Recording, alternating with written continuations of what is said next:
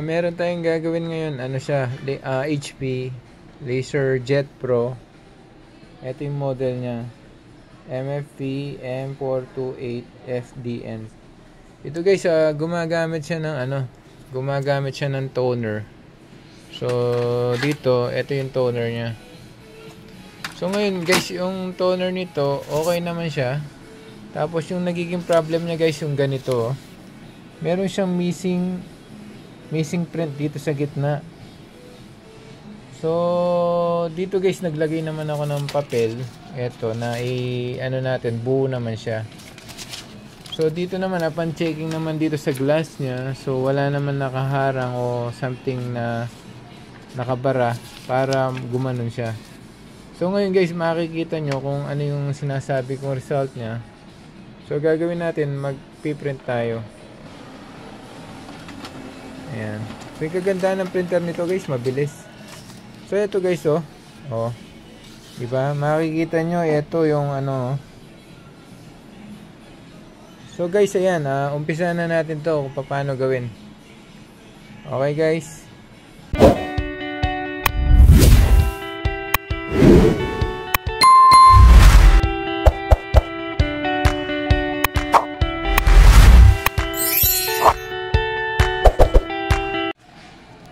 Ito guys, umpisahan na natin siya. So guys, ito actually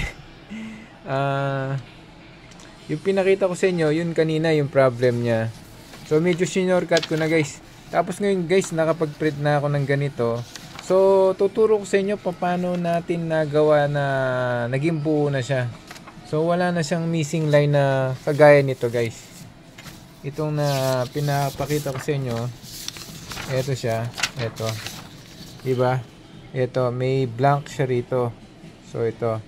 So ngayon, nagkano tayo, nabuo na siya. So yung ginawa ko guys, ganito. Ganito guys yung ginawa ko. Diba, ito yung pinaka niya, no? Dali ito yung sinirox natin ngayon na ganito na siya guys, yan diba? So ngayon ginawa ko guys, nandito yung niya, dahil nandito yung bulb niya. Yung nangyari pala rito, kakasaldak ng guys, na binibilisan nila yung pag-copy. So nagkakaroon ng friction dito sa loob ng niya, ng bulb niya. So ngayon guys, yung ginawa ko, halos para hindi na lang kayo magtagal, 'di ba? Lahat kinalag ko. Pati itong pinaka niya, toner niya, lahat. Tapos nilinis ko yung loob niya. Medyo maraming proseso rin guys. Kasi ayoko rin na gumawa ng content na ganito na hindi, sayang lang yung panahon o sayang lang yung oras na ipapakita ko sa inyo tapos hindi man pala nagawa. So at least dito guys, direct to the point na tayo na yung pag-upload ko nito ay mapapakinabangan nyo na agad. Diba? Hindi na yung marami pang paligoy-ligoy. Eto guys, inano ko na, lahat binalik ko na. Kinalag ko na lahat yan, nilinis ko na, tapos yung medyo mahirap nga lang gawin. Pero ito yung nakita ko sa kanya guys.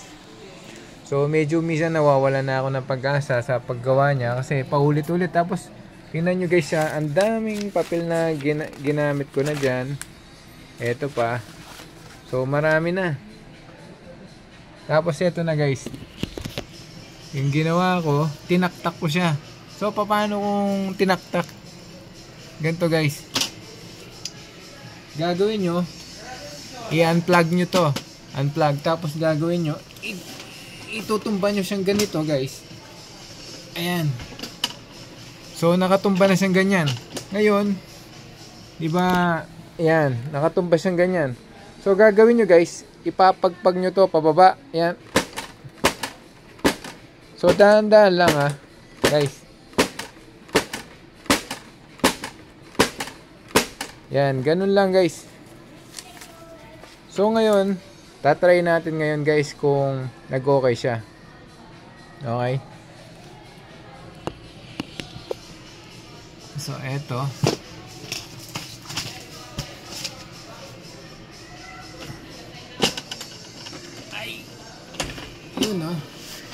Tapos sasaksak siya.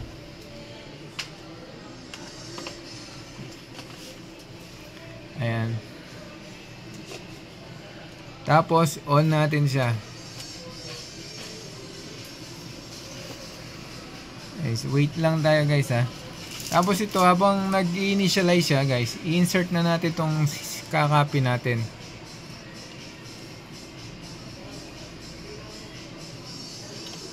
Tapos tingnan nyo kung may paper siya. So meron naman tayong paper dito na ayun. So wait lang tayo guys ha. Guys, habang pinapanood nyo to guys, tulungan nyo yung channel natin guys na i-like and subscribe nyo yung channel ko guys. May matulungan nyo rin ako guys. Eto. So meron na siyang prompt na ganito. Okay, tapos gagawin natin guys, copy. So copy. Tapos guys, makikita nyo kung ilang pieces. So gagawin lang natin isa. So yan. So yung kagandahan nito, mabilis siya mag print guys. Ginagamit to usually sa mga bangko, ganun. Kasi medyo mahal yung toner nito. So, ito guys, oh. Diba? Nakita nyo, wala na siyang putol. Diba? Kaya lang dito guys, meron siya sa itaas. Ito. So, dito pumunta yung ano niya. So, dito pumunta. So, gagawin nyo na lang guys. Gagawin nyo, itaktak nyo na lang, itaktak para mawala to, mag-miss to. Mawala na siya, mabuo na yung piniprint natin. So ito siya guys, oh. Ayan. Okay. So yung nawawala na lang niya guys, itong Microsoft. So dito siya dapat. Okay guys. So ganun lang yung gagawin natin. Taktak lang tayo ng taktak hanggang sa magawa na natin siya ng tuluyan. So ulitin ko siya. So pwede naman yung gawin to na naka-on.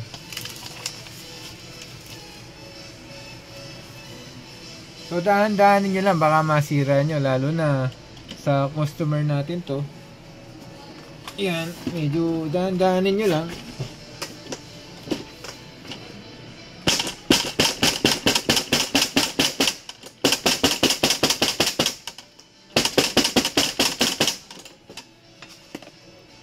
Tapos kung meron kayong medyo malambot na ano guys, pampukpok dito sa loob nya, paano nyo gagawin yun guys? Ganito. So ito. So dahan-dahanin nyo lang ha.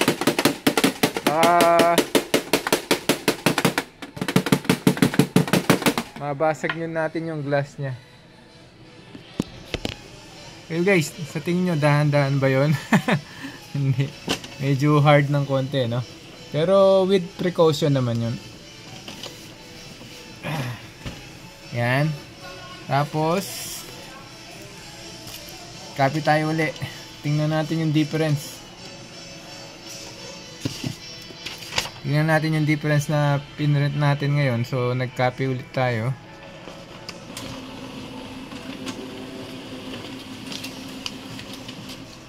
So tingnan natin. Yun guys. So meron pa rin siya ng konti guys. Meron pa. Siguro gagawin natin, tingnan natin, i-adjust natin ng konti itong ano. I-adjust kung konti, i-atras natin ng konti rito. Parang ganito guys yan, nakaganyan siya. So kung i-atras natin ng konti rito, baka magbuo na siya. Ayun. So tingnan natin.